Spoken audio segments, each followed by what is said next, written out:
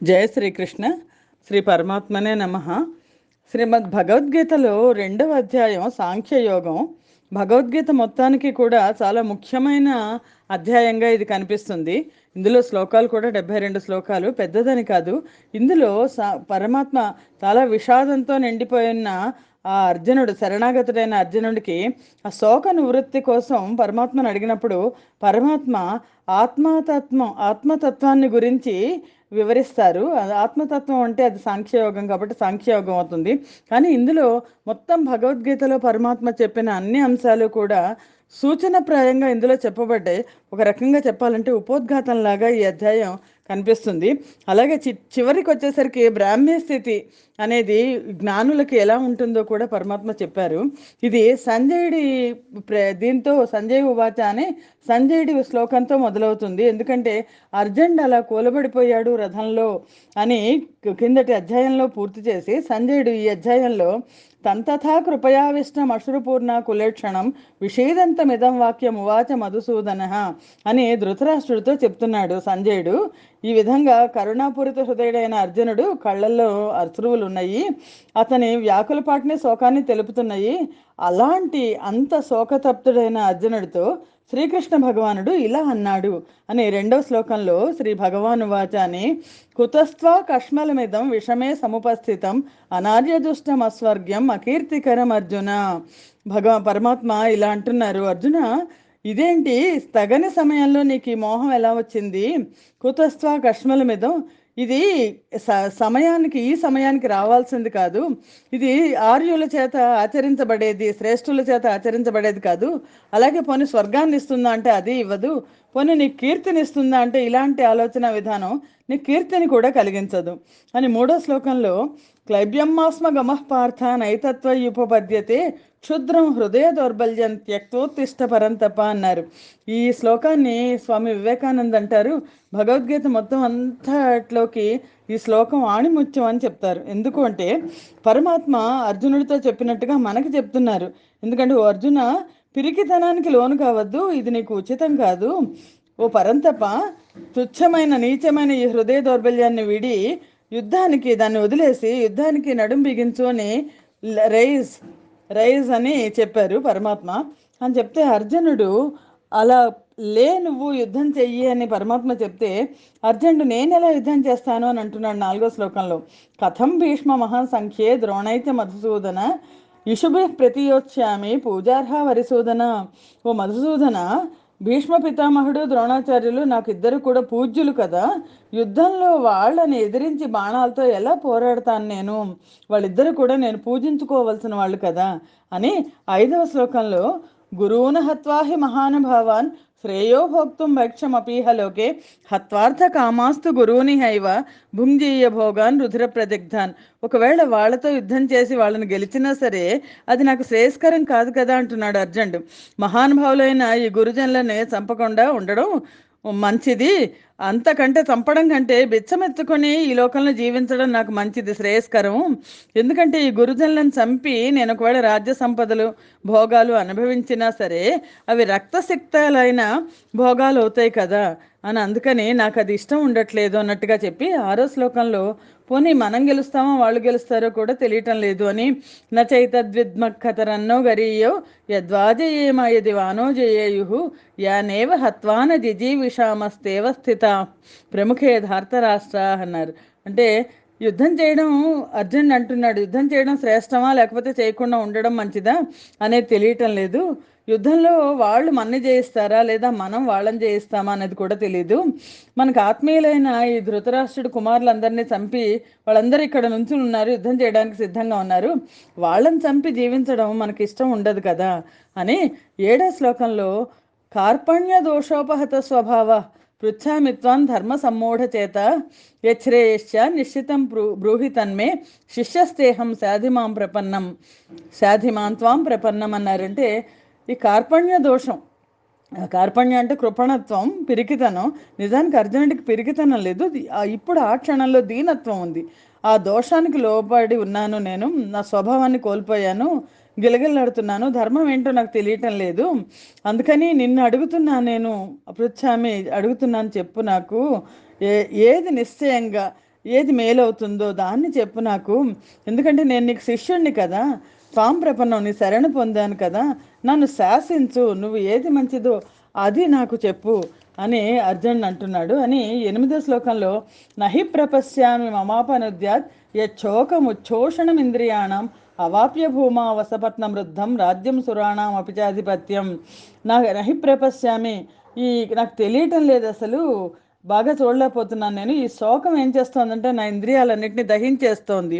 ఏ శోకం ఉచ్ఛోషణం ఇంద్రియాణం అని సిరి సంపదలతో కూడిన తిరుగులేని రాజ్యాధికారం వచ్చినప్పటికీ కూడా, ఆఖరికి దేవలోకం లభించినప్పటికీ కూడా ఈ శ్- ఈ ఈ శ్లో ఈ శోకం అనేది చల్లారుతుందని అనుకోవటం లేదు నేను, నాకేం తెలియటం లేదు అని అన్నారు. అని దానికి సంజయుడు ఇక్కడ ధృతరాష్ట్రుడితో చెప్తున్నాడు. సంజయ్ ఉవాచ ఏవముక్త్వా హృషీకేశం గుడాకేశ పరంతప నా యోత్సయితి గోవింద ముక్త్వా తూష్ణీం బభువః. ఇలా సంజయుడు చెప్తున్నారు.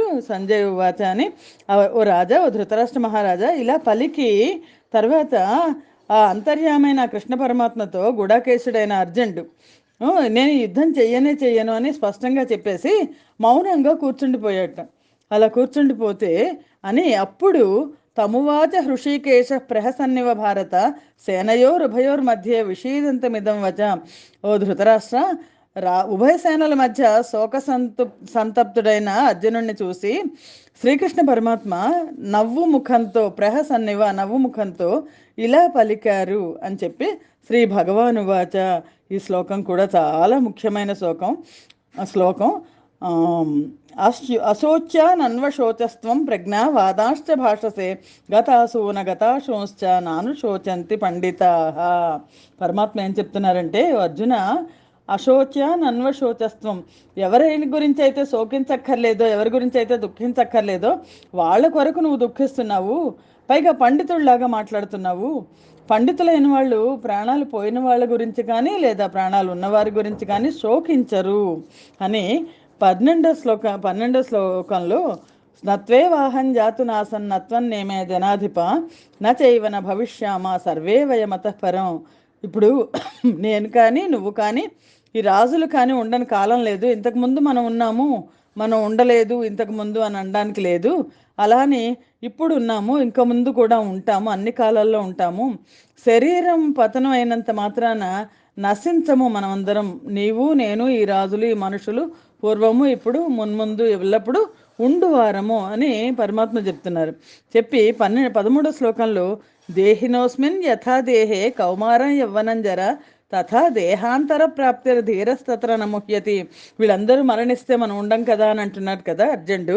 అందుకని ఈ దేహంలో చిన్నతనం, బాల్యం వస్తుంది, కౌమారం ఉంటుంది, యవ్వనం ఉంటుంది, వార్ధక్యం ఉన్నట్లే అలాగే దేహాంతర ప్రయాణం కూడా ఉంటుంది, దేహాంతర ప్రాప్తి ఉంటుంది, ఇంకో దేహం లభిస్తుంది. ఆ ధీరుడైన వాళ్ళు ఎవరు కూడా ఈ విషయంలో అజ్ఞానంలో పడ్డు మోహితుడు కాడు అని 14వ శ్లోకంలో, మాత్రాస్పర్శాస్తు కౌంతేయ శీతోష్ణ సుఖదుఃఖదా ఆగమాపాయినో నిత్య స్థితి క్షస్వ భారత అన్నారు. ఓ అర్జున, ఒక కౌంతేయ, ఇలా మనకు అనిపించేవన్నీ ఇంద్రియాల నుంచి వచ్చే ఈ సంయోగం వలన మనకు అనిపించే భావాలన్నీ కూడా శీతోష్ణాలు సుఖదుఖాలు ఇవన్నీ వస్తుంటాయి. అవన్నీ కూడా వస్తుంటాయి, పోతుంటాయి. అవి ఆగమపైన అవి వచ్చిపోతుంటాయి. అవి ఉత్పత్తి వినాశశీలములు, అనిత్యం. అది వస్తుంది పోతుంది. కాబట్టి వాటిని ఓర్చుకో, నువ్వు తితిక్ష అన్నారు, అంటే ఓర్చుకో, భరించాలి వీటిని అనని 15వ శ్లోకంలో, ఎంహినం వ్యథయంత్యతే పురుషం పురుషర్షభ సమదుఃఖ సుఖంధీరం సోమృతత్వాయ కల్పతే అన్నారు. అంటే ఓ అర్జున, పురుషర్షభ అన్నారు, పురుషశ్రేష్ఠ, ధీరుడైన వాడు, గొప్పవాడు ఎవడు కూడా సుఖదుఖాలను సమానంగా చూస్తాడు.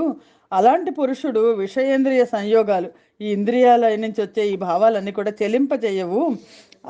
ఎవరైతే చెలించకుండా ఉంటారో అతనే మోక్షాన్ని పొందడానికి అర్హుడవుతాడు అని పరమాత్మ చెప్పి 16వ శ్లోకంలో, నాసతో విద్యతే భావో నా భావో విద్యతే సతః ఉభయోరపి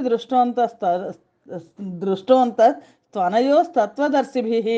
తత్వజ్ఞులు, అసలు అనిత్యమైన దానికి ఉనికి లేదు, అసత్యం అనే దానికి లేదు, అదే సత్యం అనే దానికి ఉనికి లేకపోవడం లేదు.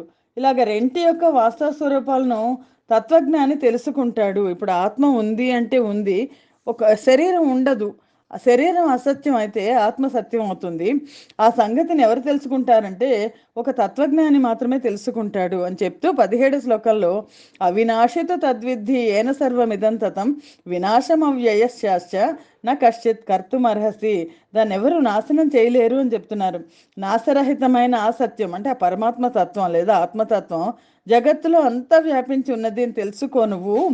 శాశ్వతమైన దానిని ఎవ్వరూ కూడా నశింపచేయజాలరు అని చెప్పి 18 శ్లోకంలో అంతవంత ఇమే దేహ నిత్యత్యుక్త శరీరిణ అనాశినో ప్రమేయశ్చ నా తస్మాత్ యుద్ధస్వ భారత అన్నారు. యుద్ధం చెయ్యి, ఈ శరీరాలన్నీ కూడా నశించేవి, కానీ నశించనిది లోపల ఆత్మతత్వం అనేది ఒకటి ఉంది, అది నాశరహితము, అది చెప్పడానికి అనిర్వచనీయం, చెప్పడానికి కూడా అది అందదు, అది శాశ్వతమైంది. కాబట్టి ఈ విషయాన్ని తెలుసుకొని ఓ అర్జున నువ్వు యుద్ధం చెయ్యి అనని 19 శ్లోకంలో ఏనం వేత్తి హంతారం యశ్చైనం మన్యతే హతం ఉభౌతౌన విజానీతో నాయం హంతిన హన్యతే. ఆత్మ అంటే ఏంటి అంటే ఆత్మని ఎవరిలో చంపేస్తారు అని భావించేవాడు, అలాగే ఆత్మ ఇతరుల చేత చంపబడుతుందని భావించేవాడు, ఈ ఇద్దరు కూడా అజ్ఞానులు అని చెప్తున్నారు. ఆత్మ చంపదు, చంపబడదు. ఎందుకంటే వాస్తవంగా ఆత్మ ఎవరిని చంపదు, ఎవరి చేత చంపబడదు అని 20వ శ్లోకంలో నజాయతే మ్రియతే వాకదాచిత్ నాయం భూత్వా భవితా వానభూయ అజో నిత్య శాశ్వతోయం పురాణో నహన్యతే హన్యమానే శరీరే. ఇందులో ఈ శ్లోకంలో ఆత్మతత్వాన్ని చాలా చక్కగా చెప్పారు పరమాత్మ. ఆత్మ అనేది ఏ కాలంలోనూ పుట్టదు, నజాయతే, అది పుట్టదు, అలాగే మరణించదు కూడా. పుట్టి ఉండేది కాదు, దీనికి ఎలాంటి భావ వికారాలు ఉండవు, ఉత్పత్తి కానీ అస్తిత్వం కానీ వృద్ధి కానీ పరిణామం కానీ ఏమీ ఉండవు, ఇవన్నీ ఉండవు. ఇది జన్మించదు, నిత్యంగా ఉంటుంది, శాశ్వతమైంది, పురాతనమైంది. ఒకవేళ శరీరం చంపబడినా సరే ఇది మాత్రం మరణించదు, మరణం లేదు ఆత్మకి అని చెప్పి 21వ శ్లోకంలో వేదా వినాశనం నిత్యం ఏన మజమవ్యయం కథం సహ పురుష పార్థ కంఘాత ఇది హంతికం. ఎవరు చంపగలరు అంటున్నారు. ఓ పార్థ, ఈ ఆత్మ నాశనం లేనిది, నాశరహితము, నిత్యము, జనన మరణాలు లేనిది, మార్పు లేనిది అన్న తెలుసుకున్న పురుషుడు ఎవరిని ఎట్లు చంపుతాడు, అలాగే ఎలా చంపుతాడు, ఎవరి చేత చంపబడతాడు అనని 22 శ్లోకంలో వాసాంసి జీర్ణాన్ని, చాలా ఆణిముత్యమైన శ్లోకం ఇది. వాసాంసి జీర్ణాన్ని యథా విహాయ నవాని గృహ్ణాతి నరోపరాణి తథా శరీరాన్ని విహాయ జీర్ణాన్యన్యాని సంయాతి నవాని దేహి అని మనిషి, ఒక మానవుడు వాసాంసి జీర్ణాన్ని, జీర్ణమైన వస్త్రాలు ఉంటాయి కదా, బాగా పాడైపోయిన వస్త్రాలని త్యజించి నూతన వస్త్రాలను ఎలా అయితే ధరిస్తాడో అలాగే జీవాత్మ పాత శరీరాన్ని వదిలిపెట్టేసి నూతన శరీరాన్ని పొందుతుంది. జీవాత్మ శాశ్వతమైనది, అది ఒక శరీరం నుంచి ఇంకో శరీరానికి వెళ్ళిపోతుంది తప్ప దానికి మరణం అనేది లేదు అని 23వ శ్లోకం. ఇది కూడా ఒక ఆణిముత్యం. నయనం చిందంతి శస్త్రాణి నయనం దహతి పావక న చైనం క్లేదయంత్యాపో న శోషయతి మారుత. ఈ ఆత్మ ఎలాంటిది అంటే చంపదు, చంపబడదే కాదు, ఈ ఆత్మని శస్త్రాలు ఖండించలేవు, అగ్ని ఆత్మను దహింపజేయలదు, అలాగే నీరు ఆత్మని తడపదు, వాయువు ఆత్మను ఆరిపోయేట్లు ఎండింపజాలదు కూడా అని మళ్ళీ అదే భావన మళ్ళీ 24వ శ్లోకంలో చెప్తున్నారు. అచ్ఛేద్యో యమదాహ్యోయం అక్లేద్యో శోష్య ఏవచ నిత్య సర్వగత స్థాణు రచలోయం సనాతన. ఈ ఆత్మ ఛేదించడానికి కానీ, దహించడానికి కానీ, తడపడానికి కానీ, ఎండింపజేయడానికి కానీ సాధ్యం కాంది. అలాగే ఇది నిత్యమైనది, సర్వత్రా వ్యాపించి ఉన్నది, ఇది అచలం, స్థాణువు లాంటిది, స్థిరమైనది, చలించదు, సనాతనమైనది అని పరమాత్మ 24వ శ్లోకంలో చెప్పి 25వ శ్లోకంలో అవ్యక్తో యమచింత్యోయం అవికార్యో యముచ్యతే తస్మాదేవం విదిత్వయనం నాను శోచితుమర్హతి. ఈ సంగతి తెలుసుకున్న వాళ్ళు ఎవరు కూడా దుఃఖించరు అని చెప్తున్నారు. ఈ ఆత్మ ఎలాంటిది అంటే అవ్యక్తమైంది, ఇది కళ్ళకు కనిపించేది కాదు, అచింత్యం, మనస్సుకు అందంది కూడా అందదు, ఎలాంటి వికారాలు లేనిది, దాని గురించి తెలుసుకో. కనుక అర్జున, దీనికోసం నువ్వు తస్మాదేవం విదిత్వైన నాను శోచితం అర్హతి, దీనికోసం నువ్వు శోకించడం అనేది తగదు అని చెప్పి 26వ శ్లోకంలో చెప్తున్నారు. అథ చేయను, ఒకవేళ అథ చైనం నిత్యజాతం నిత్యం వామన్యసేమృతం తథాపిత్వం మహాబాహో నైవం శోచితమర్హసి. ఓ అర్జున, ఒకవేళ ఈ ఆత్మకి జనన మరణాలు కలవు అని ఒకవేళ నువ్వు భావిస్తే అది చాలా సహజంగా జరిగే కార్యక్రమం కదా. అలాంటి కార్యక్రమానికి నువ్వు ఎందుకు బాధపడ్డావు, నువ్వెందుకు శోకించటం అని 27 శ్లోకం మళ్ళీ ఇంకో ఆణిముత్యం. జాతస్య హి ధ్రువోర్మృత్యుర్ ధ్రువైర్ జన్మ మృతస్య చ తస్మాద పరిహార్యర్థే నత్వం శోచితుమర్హసి. పుట్టినవాడికి మరణం తప్పదు. జాతస్య హి ధ్రువో మృత్యుర్, మరణించిన వాడికి మళ్ళీ పునర్జన్మ తప్పదు. కాబట్టి ఈ రెండు కూడా మార్చలేనివి.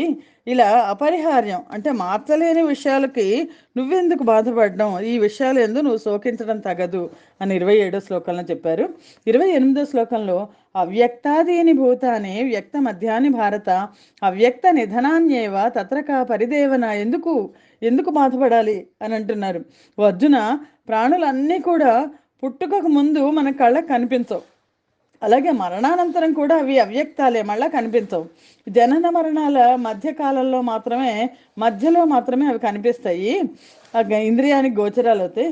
అలాంటి స్థితిలో వాటి కోసం పరితపించడం అనేది నిష్ప్రయోజనం అని 29 శ్లోకంలో ఈ ఆత్మతత్వాన్ని ఎవరు తెలుసుకుంటారు అంటే దానికి పరమాత్మ చెప్తున్నారు. ఆశ్చర్యవత్ పశ్యతి కశ్చిదేనం ఆశ్చర్యవద్ వదతి తథైవ చాన్యః ఆశ్చర్యవచ్చైన మన్య శృణోతి శ్రుత్వాప్యేనం వేద నచైవ కశ్చిత్.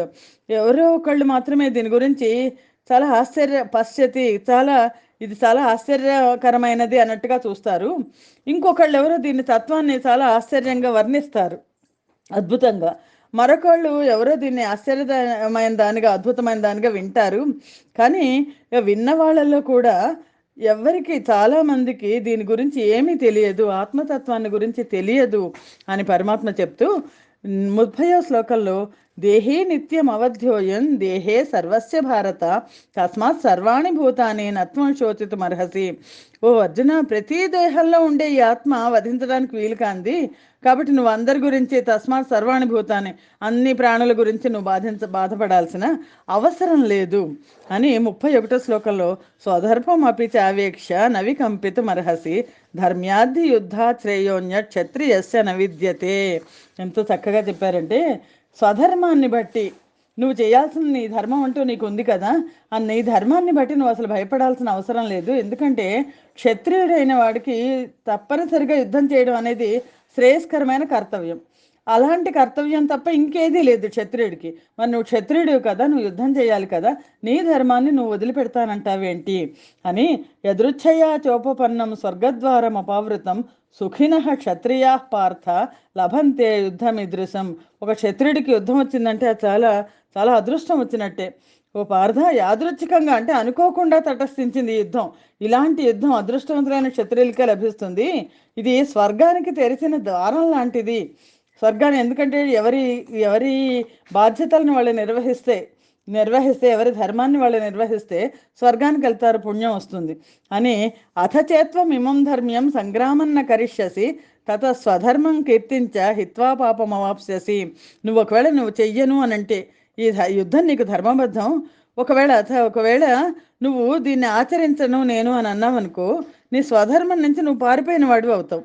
దానివల్ల కీర్తిని కోల్పోతావు, అలాగే నువ్వు పాపాన్ని మూటగట్టుకుంటావు, పాపం అవాప్సేసి, నీకు పాపం వస్తుంది అని 34వ శ్లోకంలో అకీర్తించాపి భూతాన్ని కథయిష్యంతి తేవ్యయం సంభావితస్య చా కీర్తిర్ మరణాదతిరిచ్యతే అన్నారు. అంటే స్వర్గం రాదు, పాపం వస్తుంది అనే కాకుండా ఇహలోకంలో ఏమవుతుంది అంటే చాలా కాలం అకీర్తి వస్తుంది. చాలా కాలం పాటు వీళ్ళందరూ కూడా అవ్యయంగా, చాలా కాలం పాటు మొత్తం మనుషులందరూ కూడా నీ అపకీర్తిని గురించి చిలవలు పలవలుగా చెప్పుకుంటారు. ఏమని చెప్పుకుంటారు అంటే, నీ నీ యొక్క కీర్తిని, అయ్యో మాన్యుడైన పురుషుడికి ఇలాంటి అపకీర్తి మరణం లాంటిది కదా, మరణం కంటే బాధాకరమైంది కదా, నువ్వు అర్జునుడు ఇలా పారిపోయాడు అని చెప్పేసి 35వ శ్లోకంలో చెప్తున్నారు. ఏమని చెప్పుకుంటారు అంటే, భయాద్రణాదు పరతం మత్స్యంతే త్వాం మహారథాః ఏషాంచత్వం బహుమతో భూత్వా యాస్యసి లాఘవం. నీ గురించి చాలా తప్పుగా మాట్లాడుకుంటారు. ఇప్పటిదాకా ఎవరి దృష్టిలో అయితే నువ్వు చాలా గొప్పవాడివి, చాలా సన్మానాలకు అర్హుడైన వాడివి, బహుమత మిక్కిలి మాన్యుడివి అయ్యున్నావు, ఇప్పుడు చులకనైపోతావు నువ్వు. ఒకవేళ నువ్వు కనుక యుద్ధం చేయకపోతే ఆ మహారథులందరూ అంటారు, నిన్ను భయాత్ రణాత్, యుద్ధం నుంచి భయం కారణంగా యుద్ధం నుంచి పారిపోయిన వాడిగా నిన్ను తలుస్తారు అని చెప్పి 36వ శ్లోకంలో చెప్తున్నారు. అవాచ్య వాదాంశ బహోన్ వదిష్యంతి తవాహిత. నువ్వంటే ఇష్టం లేని వాళ్ళందరూ నీ గురించి అవాకులు చవాకులు పేల్తారు అని చెప్తున్నారు. అవాచ్య వాదాంశ బహూన్ వదిష్యంతి తవాహితా నిందంతస్తవ సామర్థ్యం తతో దుఃఖతరన్నుకిం. నీ శత్రువులు నీ సామర్థ్యాన్ని నిందిస్తారు, నిన్ను గురించి పెక్కు అనరాని మాటలు అంటారు. అంతకంటే విచారకరమైన విషయం ఇంకేమన్నా ఉంటుందా అని 36వ శ్లోకంలో చెప్పారు. 37వ శ్లోకంలో ఏం చెప్పారంటే, నువ్వు యుద్ధం చేసినా చేయకపోయినా నీకు మంచిదే జరుగుతుంది. హతోవా, ఒకవేళ యుద్ధంలో నువ్వు మరణించావు అనుకో, హతోవా ప్రాప్స్యసి స్వర్గం జిత్వా వా భోక్షసే మహిం తస్మాత్ ఉత్తిష్ట కౌంతేయ యుద్ధాయ కృతనిశ్చయ. యుద్ధంలో మనం గెలుస్తామా వాళ్ళు గెలుస్తారా అని అడిగాడు కదా, అందుకని అర్జునుడితో చెప్తున్నాడు, ఒకవేళ రణరంగంలో నువ్వు మరణిస్తే ఏమవుతుంది, నీకు వీరస్వర్గం వస్తుంది, స్వర్గానికి వెళ్ళిపోతావు. అదే యుద్ధంలో నువ్వు జయిస్తే రాజ్యభోగాలన్నీ ఇక్కడే అనుభవిస్తావు. కాబట్టి చాలా కృతనిశ్చయుడు అయ్యి యుద్ధం చెయ్యి అని చెప్పి 38వ శ్లోకంలో చెప్తున్నారు. యుద్ధంలో గెలుస్తామా ఓడతామా అనే భావనలు వద్దు అని చెప్తున్నారు. సుఖ దుఃఖే సమీకృత్వ లాభాలాభో జయాజయో తతో యుద్ధాయ యుజ్యస్వ నైవం పాపం అవాప్స్యసి. యుద్ధం చేయడం కోసం యుద్ధం చేయి, జయాపజయాలను లాభ నష్టాలను సుఖ దుఃఖాలను సమానంగా భావించి యుద్ధ సన్నద్ధుడుక. అలా కనుక యుద్ధం చేస్తే నీకు ఏది నాకు అనవసరం, నేను యుద్ధం చేయాలి కాబట్టి నా ధర్మం కాబట్టి నేను యుద్ధం చేస్తానని చేస్తే అప్పుడు నీకు ఎలాంటి పాపాలు అంటవు అని చెప్తున్నారు పరమాత్మ. ఎంత కన్విన్స్ చేస్తున్నారు అర్జునుడిని అని. ఏషాతేభి హితా సాంఖ్యే బుద్ధిర్యోగే త్రిమాన్ శృణు బుద్ధ్యాయుక్తో ఏయా పార్థ కర్మబంధం ప్రహాస్యసి అన్నారు. అని ఓ పార్థ, ఈ సమత్వ బుద్ధి, లాభాలాభాల మీద జయాజయాల మీద సమానమైన బుద్ధిని ఇంతవరకు చెప్పాను నేను, జ్ఞానోద్యోగ దృష్టితో చెప్పాను. కర్మయోగ దృక్పథంలో ఇప్పుడు వివరిస్తాను, విను. కర్మయోగంలో దాన్ని ఆకళింపు చేసుకుని ఆచరించు. అలా ఆచరిస్తే నువ్వు కర్మబంధాల నుంచి విముక్తుడు అవుతావు అని 39వ శ్లోకంలో చెప్పి, నేహాభిక్రమనాశోస్తి ప్రత్యవాయో న విద్యతే స్వల్పం అప్యస్య ధర్మస్య త్రాయతే మహతో భయాత్. భయంకరమైన చాలా ఎక్కువైన భయాన్ని నుంచి కూడా రక్షణ కల్పిస్తుంది ఈ ధర్మం, కొద్దిగా పాటించినా సరే అని చెప్తున్నారు. ఈ లోకంలో ఇక్కడ అని ఈ నిష్కామ కర్మ యోగం ఎలా అయితే ప్రారంభిస్తే దాన్ని ఎవరు ప్రారంభిస్తారో దానికి నాశనం లేదు, దానికి విపరీత ఫలితాలు ఉండవు. నిష్కామ కర్మ యోగాన్ని కొంచెం సాధన చేసినా సరే అది జన్మ మృత్యు రూప మహాభయం నుంచి కాపాడుతుంది. నిష్కామ కర్మ యోగం అంటే ఏంటి అని అంటే స్వలాభం వస్తుందా నష్టం వస్తుందా అని ఆలోచించకుండా, ఫలితం గురించి ఆలోచించకుండా యుద్ధం చేయడం, లేదా పనిని చేయడం, కర్మని చేయడం అని 41వ శ్లోకంలో వ్యవసాయాత్మిక బుద్ధి రేకేహ కురునందన బహుశాఖ హ్యనంతాశ్చ బుద్ధయో వ్యవసాయనం అన్నారు. ఓ అర్జున, ఈ నిష్కామకర్మ యోగంలో నిశ్చయాత్మకమైన బుద్ధితో పనిచేయాలి, ఒకటే ఉంటుంది. కానీ కొంతమంది మూర్ఖులు ఉంటారు కదా, భోగాసక్తులు, వాళ్ళ కోరికలతో యుద్ధం చేస్తారు. వాళ్ళ బుద్ధులు చంచలంగా ఉంటే దారి తినలేక కోరికలు వెనకాల నలువైపులా పరుగులు తీస్తూ అనంతాలుగా ఉంటాయి అని 42, 43, 44 శ్లోకాల్లో ఇదేంటి అన్నది చెప్తున్నారు. యామిమాం పుష్పితాం వాచం ప్రవదంత్య విపశ్చిత వేదవాదరతా పార్థ నాణ్యదస్తీతివాదిన కామాత్మాన స్వర్గపరా జన్మకర్మ ఫలప్రదాం క్రియా విశేష బహుళాం భోగైశ్వర్య గతిం ప్రతి భోగైశ్వర్య ప్రసక్తానాం తయాపహృతచేతసాం వ్యవసాయాత్మికా బుద్ధి సమాధవన విధీయతే అన్నారు. అంటే అర్జున, ఈ వివేకహీనులైన వాళ్ళు ఉంటారు కదా, వాళ్ళు జనులు ప్రాపంచిక భోగాల మీదలో మునిగిపోయి ఉంటారు. వాళ్ళు కర్మ ఫలాన్ని ఆశిస్తారు. ఏ పని చేసినా సరే నేను గెలుస్తానా లేదా, నాకు లాభం వస్తుందా లేదా, లాభం వస్తే ఆనందిస్తారు, నష్టం వస్తే ఏడుస్తారు. కర్మఫలాన్ని ఆశిస్తూ ఉంటారు. వాళ్ళు ఏంటంటే వేదవాక్యాలని ఆ బాహ్య అర్థం ఉంటుంది కదా, వేదాల్లో ఏం చెప్పబడిందో దాని అంతరార్థం జోలికెళ్ళరు. ఈ పై వాక్యాలను విని మనం స్వర్గం కావాలంటే ఇదిగో ఈ పనులు చేయాలి, లేకపోతే నరకానికి వెళ్తాం, ఇలాంటివన్నీ ఆలోచిస్తారు. స్వర్గానికి మించింది ఏది లేదు, లేకపోతే అదే పరమం అని ఆలోచిస్తారు. ప్రాపంచిక భోగ ఐశ్వర్యాల కోసం వాటి మీద ఆసక్తి కలిగి ఉంటారు. సకామ కర్మలు అంటే కోరికలు తీరడం కోసం కర్మలు చేస్తూ ఉంటారు. అలాంటి ఇష్టక పలుకులు పలుకుతారు. అలాంటి మాటలన్నిటికీ లోబడిన వాళ్ళు భోగాల గురించి ఐశ్వర్యం గురించి ఆసక్తులైన అజ్ఞానులు, వాళ్ళ బుద్ధులు సమాధి స్థితి ఎందు అంటే ధ్యాన యోగం గురించి చెప్తున్నారు పరమాత్మ. భగవంతుణ్ణే లక్ష్యంగా అనుకోరు వాళ్ళు. కర్మ నిష్కామ కర్మ యోగంలో వాళ్ళు నిలబడలేరు, ఎందుకంటే కోరికలతో పనులు చేస్తారు కాబట్టి అని చెప్పి ఈ 45వ శ్లోకంలో చెప్తున్నారు. మానవులందరూ కూడా ఈ మూడిటికి కూడా లోబడి ఉంటారు, తన 3 గుణాలకి. త్రైగుణ్య విషయ వేద నిస్త్రైగుణ్యో భవార్జున నిర్ద్వంద్వో నిత్య సత్వస్థో నిర్యోగ క్షేమ ఆత్మవాన్ అన్నారు. అంటే అర్జున, వేదాలు సత్వరజస్తమో గుణాలు కార్యరూపాలైన భోగాల గురించి వాటి గురించి మాట్లాడతాయి, అవి ప్రతిపాదిస్తాయి. నువ్వు అసలు ఆ భోగాల గురించి ఆలోచించకు, వాటి మీద సాధనలందు ఆసక్తి త్యజించు. హర్షానికి శోకానికి ద్వంద్వాలకు అతీతుడుగా ఉండు. నిర్ద్వంద్వో, ద్వంద్వాలకి సుఖానికి దుఃఖానికి అతీతుడు అవు. పరమాత్మ యందు దృష్టిని పెట్టు. నిత్య సత్వస్థో, స్థిరమైన మానసిక స్థితిని కలిగి ఉండి నీ యోగక్షేమాల కోసం ఆరాటపడద్దు. అంతఃకరణాన్ని నీ వశంలో ఉంచుకో అని కర్మయోగం ఈ శ్లోకంలో పరమాత్మ చెప్పారు. చెప్పి 46వ శ్లోకంలో ఏం చెప్తున్నారంటే, ఇది కర్మయోగం అనేది, నిష్కామ కర్మయోగం అనేది ఎలాంటిది అనంటే, భోగాల కోసం పరుగులు తీసే వాళ్ళందరూ కూడా వాళ్ళకంటే కూడా వాళ్ళ స్థాయిని మించిన స్థాయి అని చెప్తూ, యావానర్థ ఉదపానే సర్వత సంప్లుతోదకే తావాన్ సర్వేషు వేదేషు బ్రాహ్మణస్య విజానత అన్నారు. అంటే అన్ని వైపులా జలంతో నిండున్న మహాజలాశయం అందుబాటులో ఉంటే చిన్న చిన్న నూతుల దగ్గరికి ఎవరైనా వెళ్తారా? వెళ్ళరు కదా. అలాగే పరమాత్మని గురించి ప్రాప్తి నొంది పరమానందాన్ని అనుభవించే బ్రహ్మజ్ఞానికి వేదాల్లో చెప్పబడిన సుఖాల గురించి, దుఃఖాల గురించి, స్వర్గాల గురించి, నరకాల గురించి ఆలోచనే ఉండదు అని చెప్తున్నారు పరమాత్మ. చెప్పి 47వ శ్లోకంలో చాలా చక్కగా నిష్కామ కర్మయోగం ఎలా ఉంటుంది అన్నది చెప్పారు. ఇదొక ఆణిముత్యం. కర్మణ్యేవాధికారస్తే మా ఫలేషు కదాచన మా కర్మ ఫలహేతుర్భూర్మాతే సంగోస్త్వ కర్మణి అన్నారు. కర్తవ్యాన్ని ఆచరించడం ఎందే నీకు అధికారం ఉంది, ఎన్నటికీ నువ్వు దాని ఫలితాన్ని ఆచరించడానికి నీకు అధికారం లేదు. కర్మ ఫలానికి నువ్వు కారణం కావద్దు, కర్మలను మానాలి అని అనుకోవద్దు. కర్మను అందుకని నేను మానేస్తాను, కర్మ ఫలం అక్కర్లేదు కదా కర్మను మానేస్తాను అనద్దు. కర్మ ఫలితం మీద ఆసక్తి లేకుండా ఫలాపేక్ష రహితుడవే కర్తవ్య బుద్ధితో, ఇది నా కర్తవ్యం కాబట్టి నేను చేస్తున్నాను అనే బుద్ధితో కర్మలని ఆచరించు అని 47వ శ్లోకంలో పరమాత్మ చెప్పారు.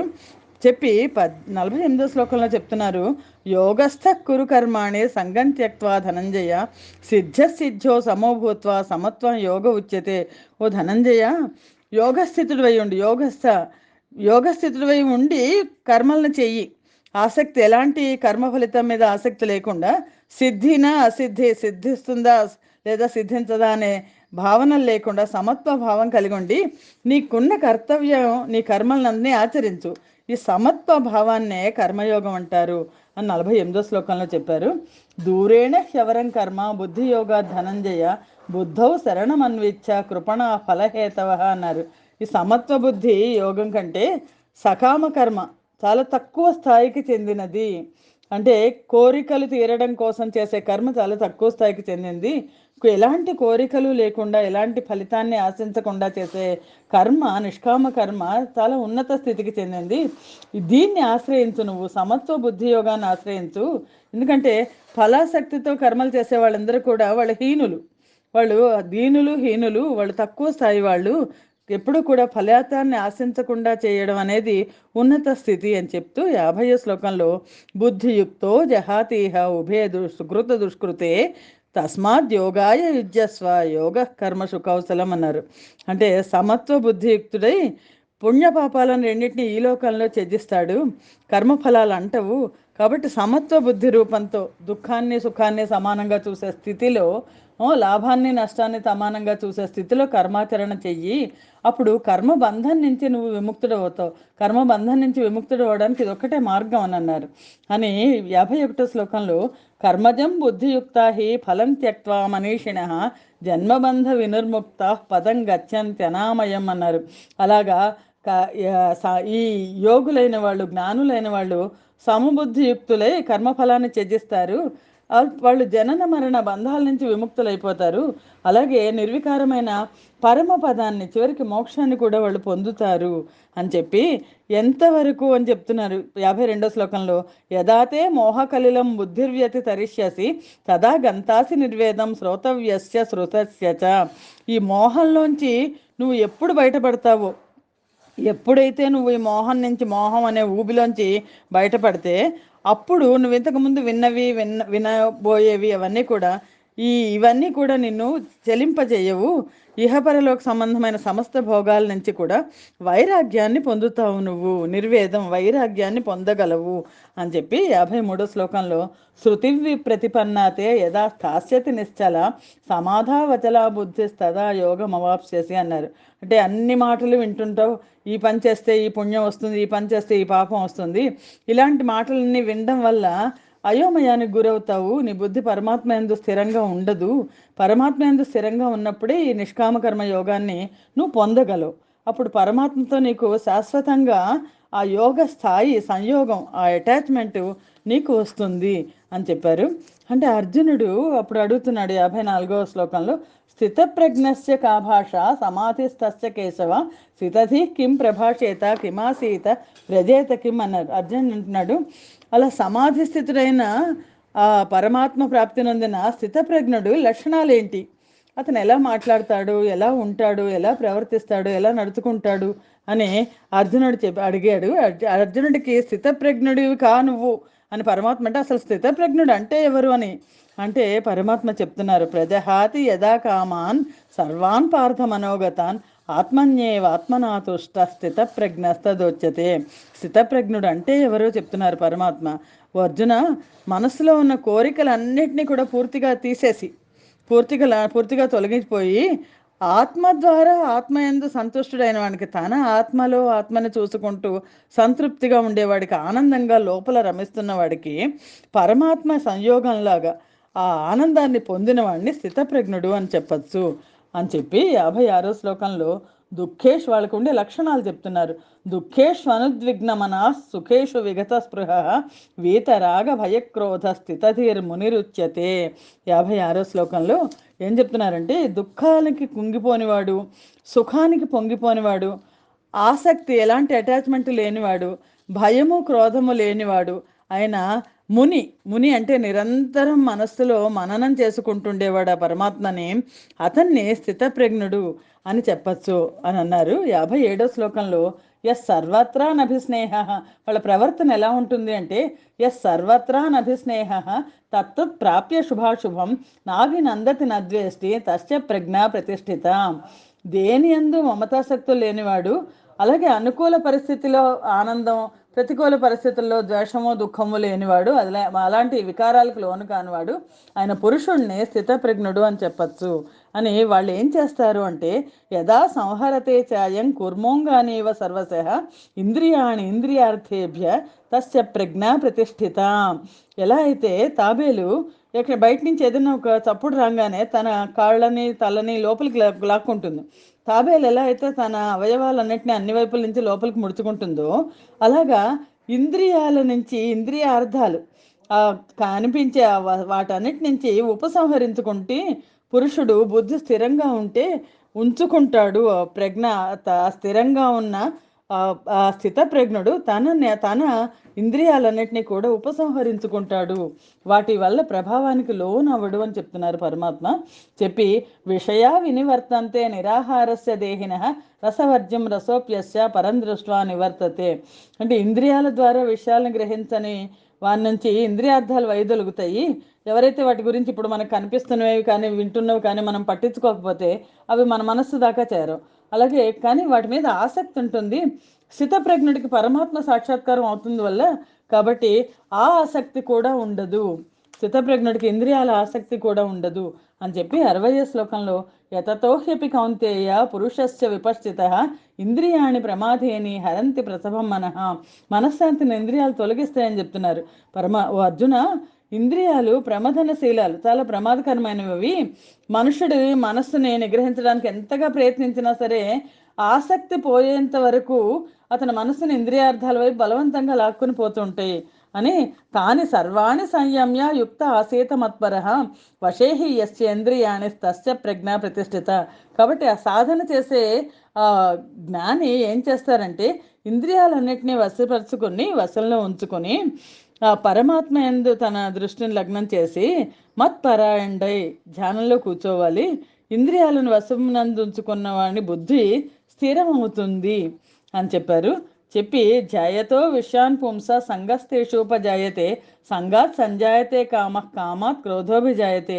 మనం ఏదైనా విషయాన్ని ఒకటే విషయము విషయార్థాలు, ఇంద్రియాలు విషయము విషయార్థాలు, ఏదైనా ఒక విషయాన్ని గురించి ఎక్కువ ఆలోచిస్తుంటే దానితో మనకి అటాచ్మెంట్ ఎక్కువ అవుతుంది. విషయ చింతన, ఈ విషయ భోగాల మీద కనుక ఎప్పుడు ఎక్కువ ఆలోచిస్తుంటే ఆ పురుషుడికి విషయాల మీద ఆసక్తి పెరుగుతుంది. ఆ ఆసక్తి ఎప్పుడైతే పెరిగిందో దాని మీద కోరిక వస్తుంది. కోరికలు తీరకపోతే కోపం వస్తుంది, క్రోధం వస్తుంది. క్రోధం వల్ల ఏమొస్తుంది అంటే క్రోధాద్భవత సమ్మోహ, సమ్మోహాత్ స్మృతి విభ్రమ, స్మృతిభ్రంశాత్ బుద్ధినాశో, బుద్ధినాశాత్ ప్రణశ్యతే అని చెప్పారు పరమాత్మ. క్రోధం వల్ల వ్యామోహం వస్తుంది, మోహం వస్తుంది. ఆ వ్యామోహం వల్ల ఏంటంటే మతి కాస్త పోతుంది, స్మృతి చిన్నాభిన్నం అవుతుంది. స్మృతి భ్రష్టం అయిపోతే బుద్ధి నాశనం అయిపోతుంది, జ్ఞానం పోతుంది. బుద్ధి నాశనం వల్ల మనిషి తన స్థితి నుంచి పతనం అయిపోతాడు, ప్రణశ్యతి నాశనం అవుతాడు. కాబట్టి ఏం ఉండకూడదు అంటే వస్తువులతోనూ భోగాలతోనూ ఎప్పుడైతే అటాచ్మెంట్ ఉందో ఆ అటాచ్మెంట్ వల్ల కోరిక వస్తుంది, కోరిక వల్ల కోపం వస్తుంది, కోపం వల్ల మోహం వస్తుంది, మోహం వల్ల మతిపోతుంది, మతిపోయినప్పుడు నాశనం అయిపోతారు, బుద్ధి నాశనం అయిపోతుంది అని 64వ శ్లోకంలో రాగద్వేష వియుక్తైస్తు విషయాన్ ఇంద్రియైశ్చరన్ ఆత్మవశ్యైర్ విధేయాత్మ ప్రసాదం అధిగచ్చతి అన్నారు. అంతఃకరణాన్ని వశంలో ఉంచుకున్న సాధకుడు ఏం చేస్తాడంటే రాగద్వేష రహితుడై ఉంటాడు. ఇంద్రియాల ద్వారా విషయాలను గ్రహిస్తున్నప్పటికీ కూడా ప్రసాదం అధిగచ్చతి, మనశ్శాంతిని పొందుతాడు అని. సాధకుడు మనశ్శాంతిగా శాంతిగా ఉంటాడు అని. ఆ శాంతి వల్ల ఏమొస్తుంది అంటే ప్రసాదే సర్వదుఃఖానం హానిరస్యోపజాయతే ప్రసన్న చేతతో శ్యాసు బుద్ధి పర్యవతిష్టతే. మనఃప్రసన్నతను మనశ్శాంతిని పొందిన అతనికి దుఃఖాలన్నీ కూడా పోతాయి. ప్రసన్న చిత్తుడైన కర్మయోగి యొక్క బుద్ధి అన్ని విషయాల నుంచి వైదొలిగి విషయాల మీద దృష్టి ఉండకుండా పరమాత్మ యందు మాత్రమే పూర్తిగా స్థిరం అవుతుంది అని చెప్పి నాస్తి బుద్ధి రయుక్తస్య నచాయుక్తస్య భావన నచా భావయతశాంతి రసాంతస్య కుతః సుఖం. ఒకవేళ ఇంద్రియాలని మనస్సుని వశంలో ఉంచుకోకపోతే ఏమవుతుంది అంటే ఇంద్రియాలని మనస్సును వశంలో ఉంచుకోని వాడికి నిశ్చయాత్మకమైన బుద్ధి ఉండదు. ఉండకపోవడం వల్ల అతను అయుక్తుడైన మనుషుడి అంతఃకరణంలో అసలు ఆస్తిక భావమే, దైవభక్తే కలగదు. అలా దైవభక్తి లేని, ఆ ఆస్తికత లేని హీనుడైన వాడికి శాంతి ఉండదు. మనశ్శాంతి లేని వాడికి సుఖం ఎక్కడ ఉంటుంది? అశాంతస్య కుతఃసుఖం. శాంతి లేని వాడికి సుఖం ఎక్కడ ఉంటుంది అన్నారు అని. ఇంద్రియాణాహి చరత యన్మనోను విధీయతే తదస్య హరతి ప్రజ్ఞం వాయుర్నావమివాంభసి. వాళ్ళు ఎలాగ ఇంద్రియాలని కంట్రోల్ చేయని వాళ్ళు ఎలా ఉంటారు అంటే నీటి మీద తేలుతున్న నావను గాలి తుఫాన్లో చిక్కుకుంటే అది అటు అటు ఇటు కొట్టేస్తుంటుంది కదా. అలాగా నీటి మీద తేలుతున్న నావ తుఫాన్లో చిక్కుకుంటే ఎలా అయితే గాలి నెట్టేస్తుందో అలాగా ఇంద్రియార్థాల యందు ఇష్టం ఉన్న భోగాల మీద, కామాల మీద, కామం మీద ఇష్టం ఉన్న ఆ మనస్సు ఏ ఒక్క ఇంద్రియంతో ఉన్నా సరే ఆ ఇంద్రియం మనో నిగ్రహం లేని మనుషుని బుద్ధి విచక్షణ శక్తి పూర్తిగా హరించేస్తుంది. ఇంద్రియాణాహి చరతాం. ఇంద్రియాల మీద చెరించే మనస్సు అది కాస్త విచక్షణ జ్ఞానాన్ని కోల్పోతుంది. అది హరతి ప్రజ్ఞని పోగొట్టుకొని ఒక తుఫానులో చిక్కుకున్న నావలాగా అది వాళ్ళ మనస్సు అయిపోతుంది. అందుకని 68వ శ్లోకంలో చెప్తున్నారు తస్మాద్యస్య మహాబాహో నిగృహీతాని సర్వశః ఇంద్రియాణి ఇంద్రియార్థేభ్య తస్య ప్రజ్ఞ ప్రతిష్ఠిత అన్నారు. అంటే అర్జున, ఇంద్రియార్థాల నుంచి పూర్తిగా నిగ్రహించు. అలా నిగ్రహించిన పురుషుడి యొక్క బుద్ధి స్థిరంగా ఉంటుంది అని చెప్పి 69వ శ్లోకంలో యానిష సర్వభూతానాం తస్యాం జాగర్తి సంయమే యస్యాం జాగృతి భూతాని సా నిష పశ్యతో మునే. అలాంటి జ్ఞాని, ఇంద్రియాలను నిగ్రహించిన జ్ఞాని నిజంగా నిజమైన స్థితిలో ఎలా ఉంటాడు అనంటే ఆ జ్ఞానస్వరూపం, ఆ పరమానంద ప్రాప్తి పొందిన ఆ స్థితప్రజ్ఞుడైన యోగి అందరూ పడుకున్నప్పుడు అతను లేచి ఉంటాడట. అంటే ఆ యోగికి అందరికీ రాత్రి అయింది, అతనికి పగలట. యా నిశ సర్వభూతానం, సర్వభూ ప్రాణులకి రాత్రి అయింది. తస్యాం జాగ్రత్త సమయమే, అతనికి మేలుకుని ఉంటాడు. అలాగే ప్రాపంచిక సుఖం కోసం ప్రాకులాడే ప్రాణులన్నీ మేల్కొని ఉన్నప్పుడు అతను పడుకుంటాడు అని. అంటే అర్థం ఏంటంటే, మామూలు మనుషులందరూ కూడా ఇంద్రియాల మీద పడి ఇంద్రియార్థాల కోసం పరుగులు పెడుతుంటే, యోగి జ్ఞాని అసలు వాటి గురించి పట్టించుకోడు. అంటే వాళ్ళకి ఏది పగలో ఏది కనిపిస్తుందో యోగికి అది కనిపించదు. అలాగే అతను దేనిలో మేల్కొని ఉంటాడంటే ఆ ఆ, పరబ్రహ్మ చింతనలో అతను ఉంటాడు. అది సామాన్య మానవులు ఎవరు ఉండరు. అందుకని అతనికి రాత్రి మానవులకు పగలు, సామాన్య మానవులకు ఏది రాత్రో అది అతనికి పగలు అని అని చెప్పి 70వ శ్లోకంలో ఆపూర్యమాణమచల ప్రతిష్టం సముద్రమాప ప్రవిశంతి సద్వత్ తద్వత్ కామాయం ప్రవిశంతి సర్వే సశాంతి మాప్నోతి నకామకామి. ఎలా అయితే ఇప్పుడు సముద్రంలోకి సమస్త దిశల నుంచి పొంగి ప్రవహించేతూ నదులన్నీ సముద్రంలోకి వచ్చినా సరే, సముద్రం ఏమాత్రం కూడా పైకి పొంగదు. ఎందుకంటే ఎన్ని నదులు వచ్చినా సరే సముద్రం లోపల పడిపోతుంటాయి, కలిసిపోతుంటాయి. అలాగే సమస్త భోగాలు వచ్చినా సరే స్థితప్రజ్ఞుల్లో ఎలాంటి మార్పు ఉండదు. ఎందుకంటే అలాగా మార్పులు లేనివాడే పరమశాంతిని పొందుతాడు. అలాగే భోగాసక్తి ఉన్నవాడు సశాంతి మాప్నోతి నా కామే, కామాల మీద కోరికలను కోరుకునేవాడికి శాంతి అనేది ఉండదు అని పరమాత్మ చెప్తూ, విహాయ కామాన్య సర్వాన్ పుమాశ్చరతి నిస్పృహ నిర్మమో నిరహంకార సశాంతి మధిగచ్చతి.